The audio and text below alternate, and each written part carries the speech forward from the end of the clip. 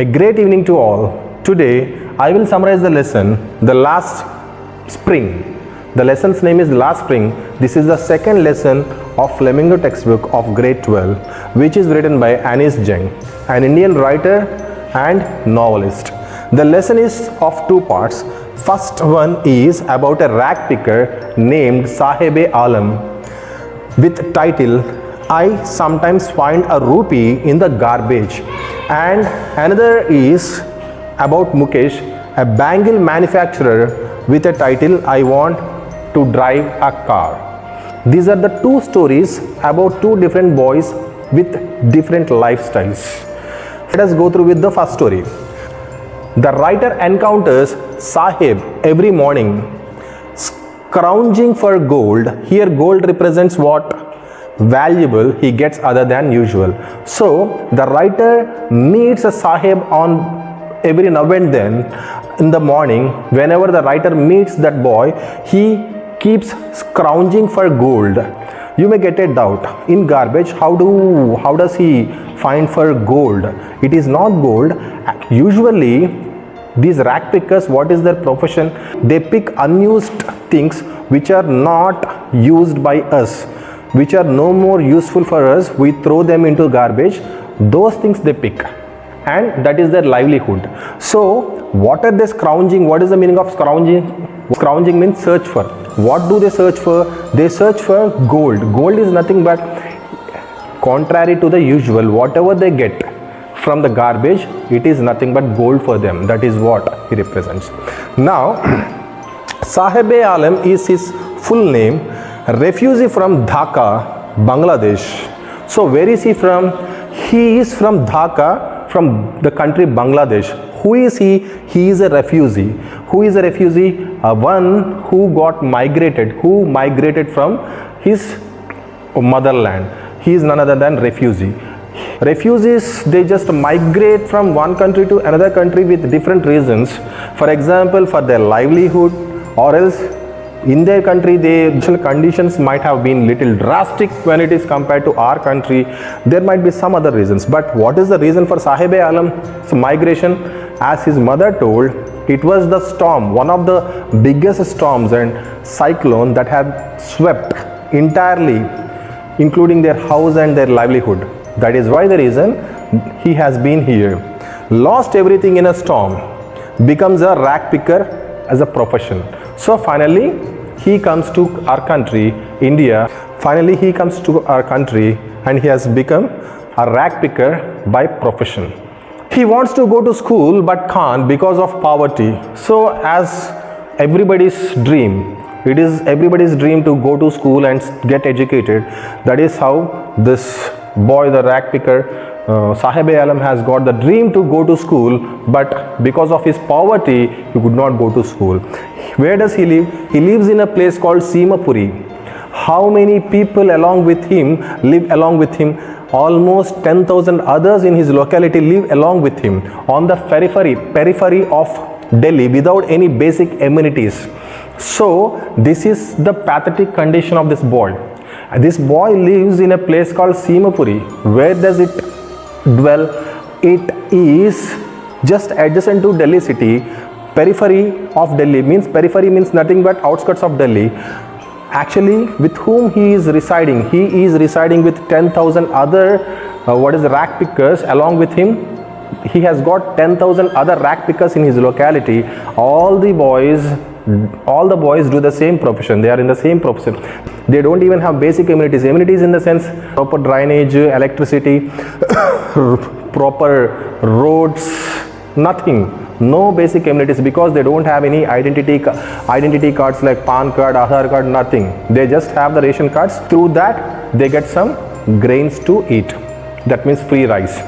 They don't have any identity, and food is more important for them than identity. Here the writer has given the precise clarity what is their requirement. Their requirement is food, not the identity. That is why they never bothered whether they have Aadhaar card, PAN card, license or anything. They require nothing, only a ration card. That is the means of their survival for free rice and all. Except that they don't have nothing else. Rag picking is different for children and adult. For adults, it is means of survival, and for children, it is wrapped in wonders. Rag picking is a profession, but it makes a lot of difference between adults and children. What is it to adults? For adults, it is the means of their survival. It is their food, it is their shelter, it is their everything, it is their living. But when it comes to children, what is rag picking? It is nothing but it is wrapped into wonders.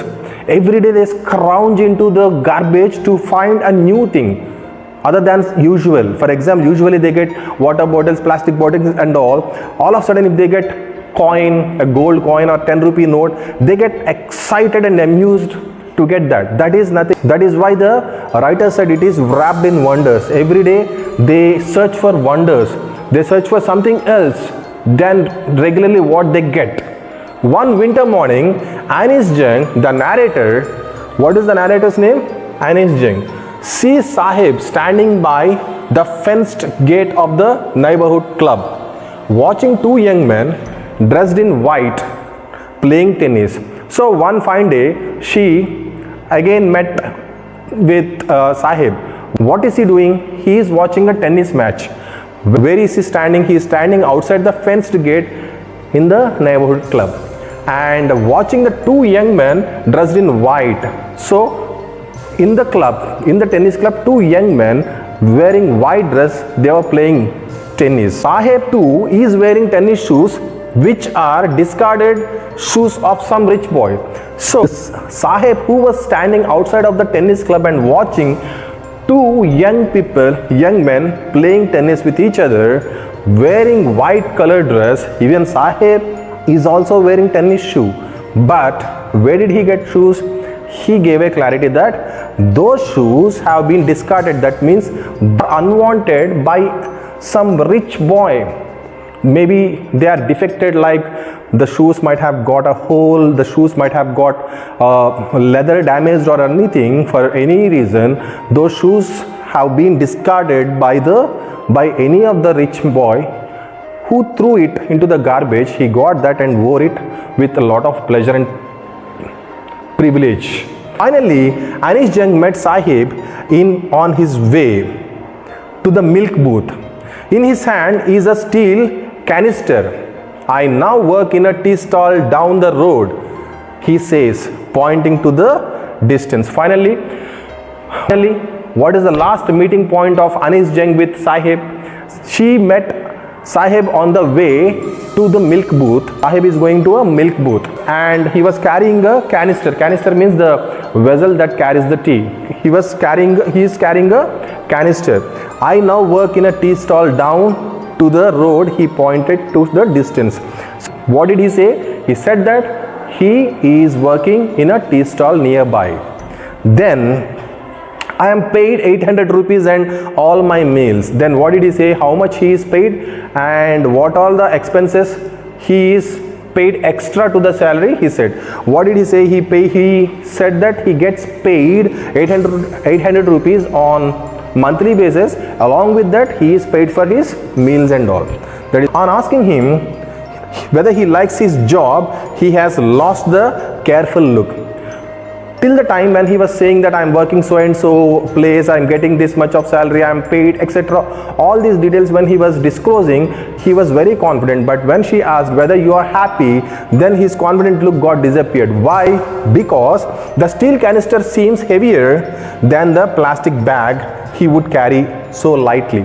Earlier, what he used to do? He used to carry a plastic bag as a rag picker, and what is he carrying now? He is carrying a canister. So that is the difference. Canister is heavier than, what is it? A bag what he carries. And there is another difference. Canister that he carries to sell tea, it doesn't belong to this boy, it belongs to the tea stall owner.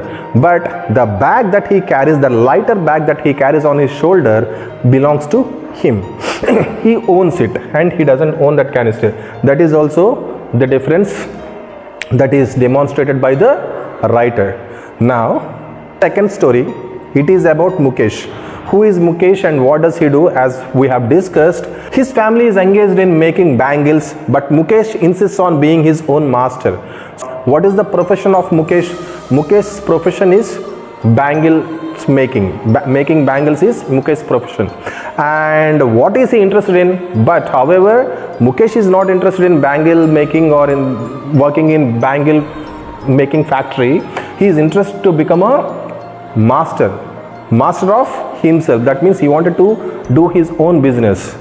He wants to become a bike mechanic, motor mechanic. He desires to become a motor mechanic, and they work in dingy cells along with 20,000 more without air and light and furnaces with high temperatures. As a result, most of them become blind at a very young age. So what is the dream of Mukesh? He wants to become a motor mechanic. And what is he doing now? He works as a makes bangle. He works as a bangle manufacturer in the house. How does the house appear? The houses don't have proper air ventilation and no proper light, and houses are always scorching with high temperature because they have to melt the broken pieces of glasses and manufacture them into different bangles of different colors. And how many people are along with him in his locality? Almost 20,000 more people, more boys of his age and families, they are residing in that area. The houses are very dingy. Dingy means very dull, murky, creepy, very scary. Creepy means very scary. Dingy means very dull. Murky means unhygienic. The condition of those houses where 20,000 bangle manufacturers reside. What are the consequences of being in that profession? They become blind at very early age, because when they melt these glasses, those particles get into their eyes, and when they rub their eyes with scorching heat, what happens is gradually, day by day, they lose their eyesight and they become blind at very early age, in the very young age. Once the writer met Mukesh, they had a casual conversation. Mukesh took the writer home, where he proudly says is being rebuilt. So Mukesh wanted the writer to take home which is recently rebuilt. Then we walked down stinking lanes chalked with garbage, past homes that remain hovels with crumbling walls, wobbly doors, no windows, crowded with families of humans and animals coexisting in a primeval state. So when the writer started walking through those roads, how does she feel and what was her experience? How did she feel and what was her experience? See, how was the road? The roads are chalked with garbage. Everywhere the road is filled with garbage, and past homes remain, how are they? Hovels, and they are crumbling walls.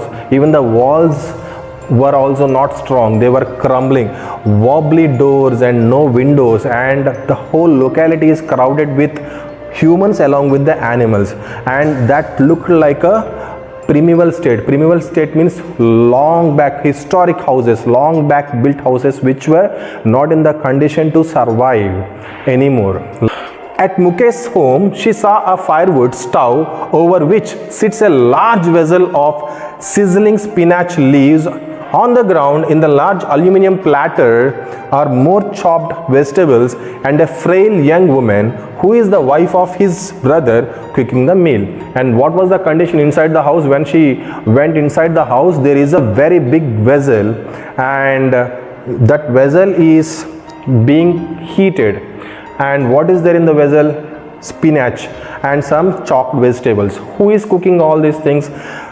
She is a young woman. Who is she? She is the wife of his brother. Now Mukesh's father entered, who was an impoverished bangle maker. Impoverished means not worthy, who has achieved nothing. He is an impoverished bangle maker, could not even renovated the house. Why is he impoverished? Because that is the reason. Even who could not even renovate the house for these long years. Don't have money to do anything except carry on the business of making bangles. So are they left with any other choice? No, they are left with nothing else, only they have to carry on the business of bangle making. They can't organize into a cooperative as they are afraid of being howled by police, beaten and dragged to jail for doing something illegal. When the writer, the narrator, Anis Jung, suggested them, why can't they go to cooperative and start a small scale industry, then they revealed the fact that they are being howled by the police and they are dragged by the police for some illegal cases and all, because they are refugees and they don't have proper identity or something. So police always find the people who are helpless. That is what they have given the statement. They claim that there is no leader among them. So another reason is there is nobody who has taken the responsibility, who has taken the leadership, who can lead them. So they talk of poverty, apathy, greed, injustice. So obviously, what is their life all about, and what do they talk about? They talk about what they are going through. What they are going through is poverty, apathy, greed, injustice and all. So obviously the people, what they are going through, they talk about that. So that is what they are. They are so poor that they can't even dream. To do anything means to dare, and daring is not part of their growing. So what are they? What kind of people are they? They can't even dream of anything. They can't even dare to dream, because